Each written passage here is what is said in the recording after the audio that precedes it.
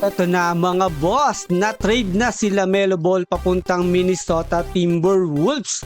Kasama ni LaMelo si Josh Green, habang si Naz Reid at ilang future draft picks naman ang mapupunta sa Charlotte Hornets.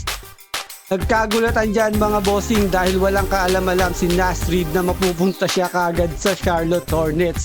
Pero malaking hakbang ito para sa Minnesota. Dahil sa wakas ay nagkaroon si Anthony Edwards ng isang tunay na playmaker at star point guard. LaMelo plus Anthony Edwards. So yun mga bossing, si LaMelo ang magdadala ng elite passing, playmaking at shooting. Habang si Ant-Man naman ang pangunahing scorer ng koponan, posibleng mabuo ang isa sa mga pinaka-exciting na backcourt sa NBA.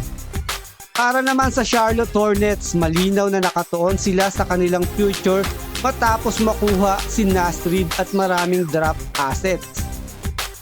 So yun mga boss, ang opinion ko, malaking panalo ito para sa Minnesota.